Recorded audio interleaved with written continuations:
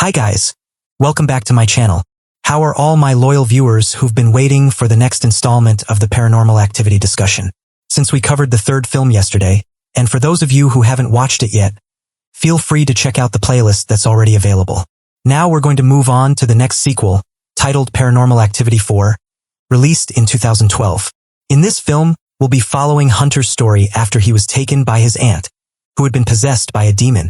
So what happens next in the story? Alright, without further ado, let's dive right into it. And if you enjoy this channel, as always, don't forget to show your support. Katie?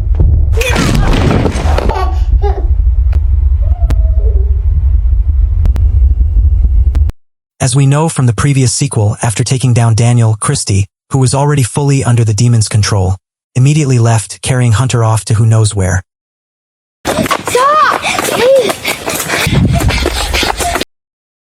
Fast forward 5 years after Hunter's abduction, a beautiful girl named Alex is seen taking her younger brother around to collect candy from the neighbors' houses on Halloween night. Amid all the excitement, the cameraman named Ben is challenged to grab a piece of candy from the hand of a doll. Lollipops. Seeing Ben scared, a little boy in a Konoha ninja costume named Wyatt immediately bursts out laughing, thinking Ben is such a coward. After gathering a decent haul of candy, Wyatt is then told by his father Stephen to get ready for bed. Oh, man. Meanwhile, Ben, who's already become close with the family, is asked to keep an eye on their daughter while they attend a Halloween party.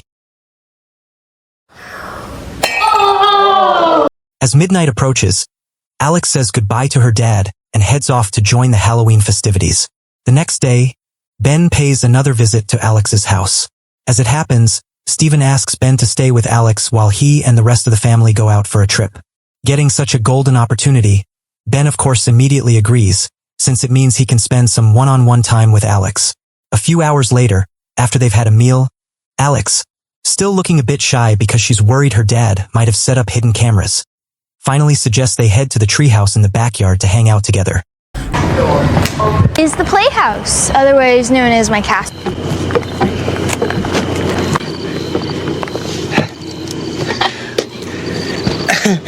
There's just shit everywhere. However, the calm atmosphere suddenly takes a turn when they're startled by the appearance of Robbie, who's already standing right behind them out of nowhere. Alex then intends to take Robbie back to his house. However, as if sensing the romantic intentions of the teenage couple, Robbie keeps staring at Ben. Naturally, Ben feels annoyed because his chance to spend time alone with Alex keeps getting interrupted. Not long after, Ben recalls a rumor he'd heard about Robbie. According to the neighbors, Robbie now lives alone with his mother after his father passed away in an accident. And that's not all. Robbie's family is also said to have just moved into the neighborhood 3 days ago. Before they can discuss it any further, Alex is suddenly startled by the sound of police sirens coming from the direction of Robbie's house. Something's happening at Robbie's house. I gotta go. God, I love this kid. Socks. Come on in. Come say hi. Alex immediately asks what's actually going on with Robbie's family. His mother, named Holly, then explains that Robbie's mother is currently being detained by the police for questioning. However, Holly herself doesn't know what case led to the woman's arrest. Since Robbie has no other relatives, Holly, who feels sorry for him, eventually decides to take Robbie in at their house until his mother returns. That way, Wyatt also gets a playmate.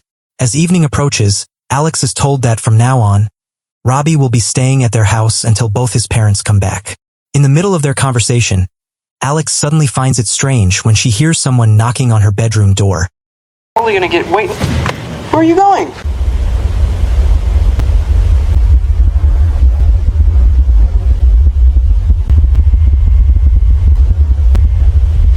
Robbie strikes again.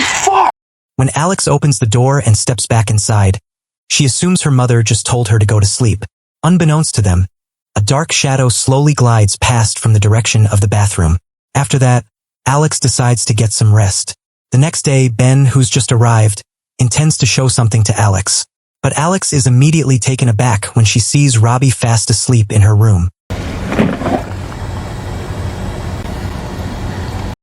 Ben then jokes that maybe Robbie is more interested in seeing Alex sleeping in just her shorts. Later that afternoon, Alex decides to check on Wyatt, who's playing with Robbie. Seeing his sister arrive, Wyatt says that Robbie just invited his other friend to join in the fun. Hearing that, Alex is confused because they've been the only two in the room the whole time. That night, Alex, seeing that the two boys are starting to get bored playing Xbox, decides to show them something she thinks is way cooler. She then demonstrates how the Xbox motion sensor works when combined with an infrared camera. It's too dark. Whoa. They're instantly amazed as they see the sensor dots captured by the camera. Finding it really fun, they start dancing in front of the camera.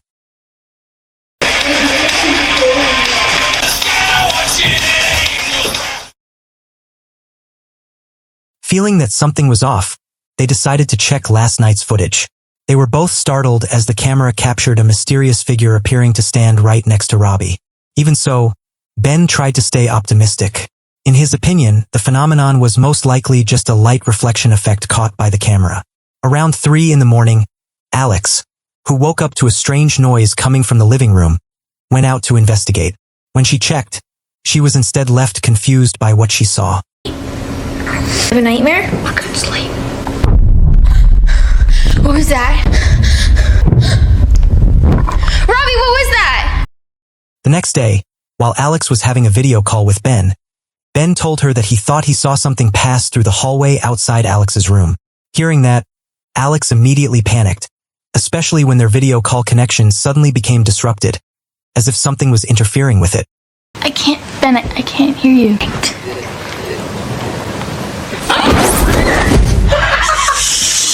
Ben, who had secretly come over, ended up playing a prank on Alex. As Alex started to get annoyed, neither of them noticed that Robbie was standing motionless inside the bathroom. The strangeness only intensified when Robbie suddenly managed to phase through the bathroom wall, then ran toward the house hallway. A little while later, Alex, growing curious, finally started thinking of a way to monitor all the activity happening in her house. Ben came up with an idea. He suggested that Alex could utilize all the laptop cameras around the house, considering that her family really does rely heavily on various digital devices. Thinking the idea was reasonable enough, Alex asked Ben to set up all those cameras the next day. So it's just gonna run all the time. Yeah. Sit towards over here. You're good to go. After all the cameras were successfully installed, Alex felt pleased because she could now monitor every single activity taking place inside the house.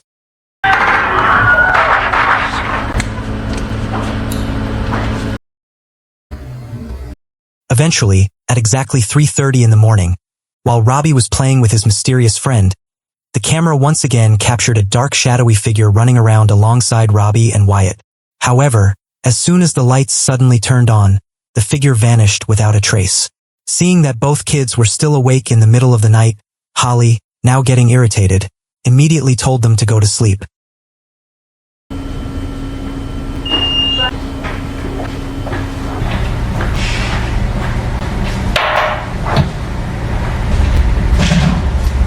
The next day, Alex, who had just returned home, was immediately puzzled when she saw a basketball rolling on its own.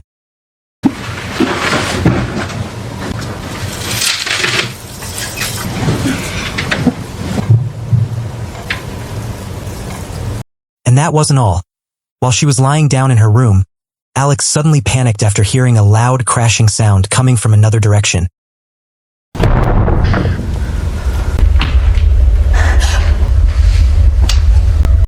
When she saw toys neatly arranged in the hallway, Alex assumed the kids were playing a prank on her.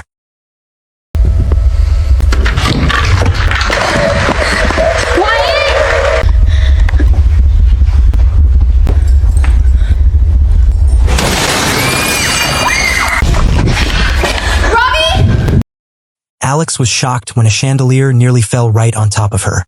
A few moments later, an irritated Alex immediately scolded Robbie. However, Robbie just stood there silently without uttering a single word. Not long after, Alex's parents felt relieved that their daughter had managed to survive an incident that nearly cost her life. But ever since that event, Alex began to have a bad feeling. She sensed that the mysterious figure she had seen earlier was now starting to try and harm her and her family.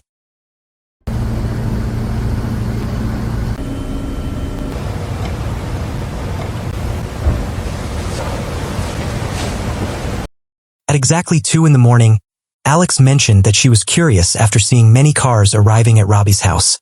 Feeling that something wasn't right, her curiosity grew even stronger until she decided to find out what was really going on over there.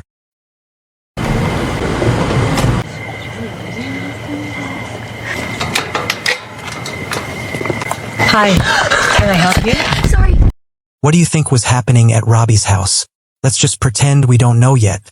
The next day, Wyatt, who was feeling bored, was seen riding his Harley bike all by himself.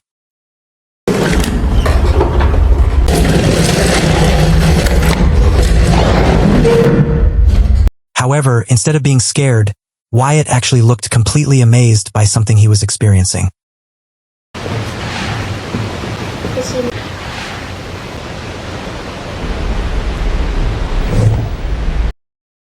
They were suddenly startled by a commotion coming from Wyatt's room. Upon arriving there, Alex was immediately annoyed to find Wyatt's body covered in strange scribbles. Wyatt then explained that Robbie had deliberately drawn on his body so that he could see Robbie's friend. Hearing that, Ben asked what kind of figure Wyatt was actually referring to. However, Robbie only said that his friend was really angry at Ben. The next day, after examining the markings on Wyatt's back, Alex noticed something odd. She realized that the drawing on Wyatt's body was exactly the same as the strange symbol that had once appeared in the sand. Feeling that something was wrong, Alex decided to find out the meaning of that circle within a triangle symbol. As we already know, this symbol did indeed appear in the film Paranormal Activity 3. After searching for it online, Alex discovered that the symbol is known as the mark of fertility. Apparently, this symbol is used in a ritual to summon a demonic entity that would later be placed into the body of a young boy. However, before the ritual could be completed, the perpetrator had to perform a blood sacrifice from a virgin woman as a requirement to perfect the process. After hearing the contents of that article, Ben immediately felt worried, especially since Alex was still a virgin up to that point. Hearing his remark, Alex simply assumed that Ben was just trying to seize an opportunity amid the tense situation. That evening, Holly planned to cook some stir-fried vegetables while watching a tutorial on YouTube. What, honey? Slightly different thing about red bell peppers. However, Holly was immediately puzzled when the knife she was using suddenly vanished into thin air. Not wanting to overthink it, Holly eventually decided to use a spare knife instead. The next day, out of nowhere, Robbie invited Wyatt to come over to his house. Feeling sorry for him, Wyatt went along with Robbie. Meanwhile, Alex, who was starting to feel worried, immediately followed after them.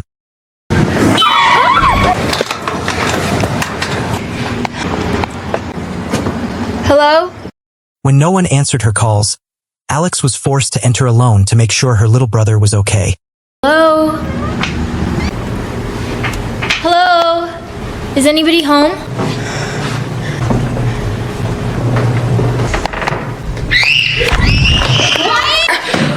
What are you guys doing? We gotta go back. After making sure her little brother was safe, Alex felt relieved because from that point on, Robbie would no longer be staying overnight at their house.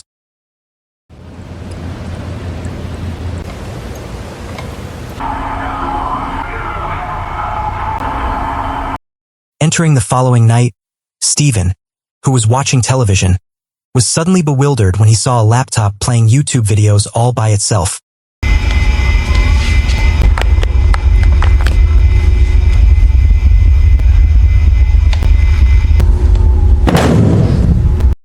A knife nearly pierced his head. Stephen immediately panicked when he saw the knife suddenly lodged itself out of nowhere. Holly, who found her husband holding a knife in the middle of the night, could only feel utterly confused.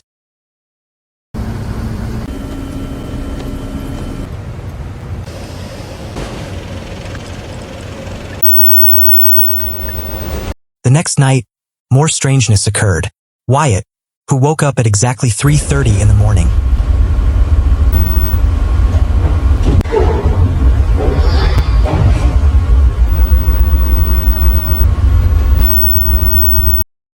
was seen being approached by a mysterious figure standing behind him.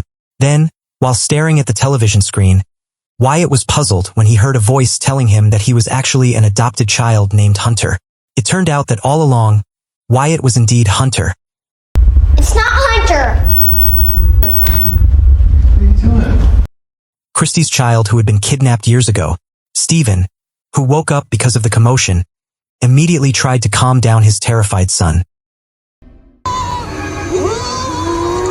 The next day, Wyatt, who was engrossed in watching SpongeBob, was told by his mother to go take a bath.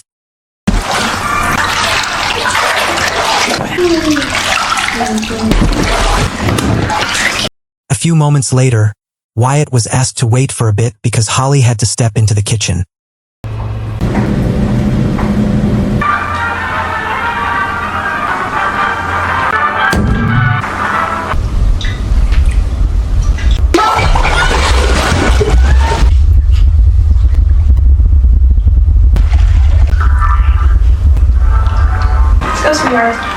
Hunter was beginning to be increasingly influenced by the demonic force. So, will Hunter be all right?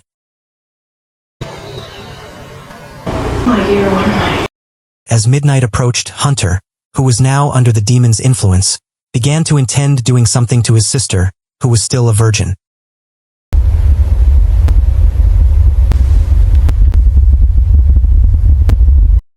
The next day, the mother was puzzled when she saw her daughter looking different than usual. Alex mentioned that she was currently feeling extremely weak, accompanied by severe dehydration.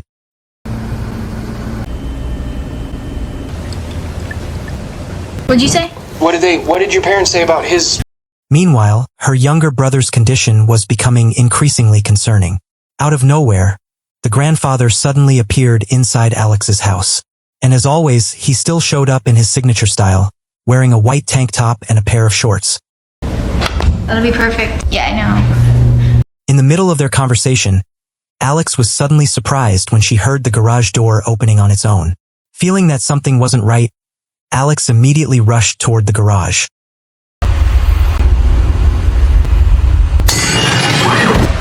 Can you see it?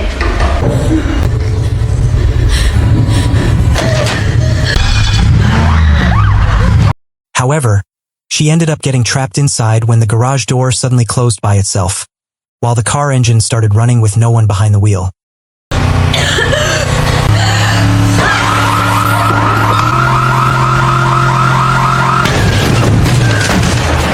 Fortunately, she managed to save herself before she completely lost consciousness. A few moments later, Alex was actually scolded by both of her parents because of the incident. Even though Alex tried to explain everything she had experienced, her parents instead assumed that she was just hallucinating from staying up too often with Ben. The next day, the father, feeling guilty, tried to invite Alex out for dinner at a restaurant while calmly discussing what had happened the night before. Although she was still reluctant, Alex ultimately couldn't refuse her father's invitation.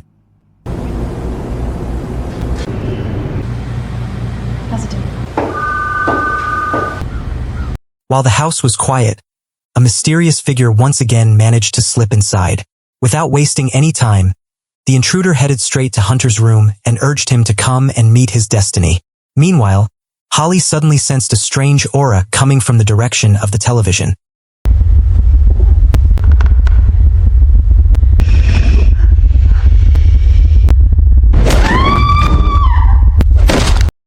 Oh my God, what a demon. Absolutely no sense of gratitude whatsoever. After being cared for and raised for 5 whole years, instead of showing even a shred of appreciation, Holly ended up losing her life at their hands. Not long after, Kathy immediately dragged Holly's body away and hid it so that no one would find out. To cut the story short, Ben, who had come over with the intention of spending some quality time alone with Alex, immediately felt delighted when he saw how quiet the house was. Assuming Alex was in her room, Ben quickly headed there. However, once again, luck wasn't on his side. Ben was disappointed to find out that Alex wasn't actually home. What terrible luck.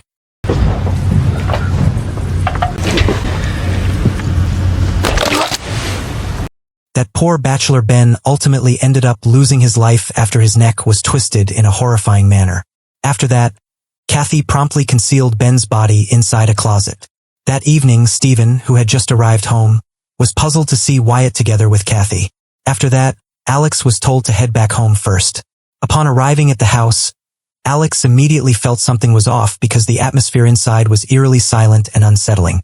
Once she reached her room, Alex, who still hadn't heard anything from either her father or Ben, tried to contact them. Just come out. However, Alex was instantly shocked when she discovered that Ben was already dead. Amid the supernatural attacks that kept haunting her, Alex quickly rushed over to Kathy's house to look for her father. When her father suddenly vanished without a trace, Alex instead heard Wyatt's voice calling out to her. Wyatt! Wyatt!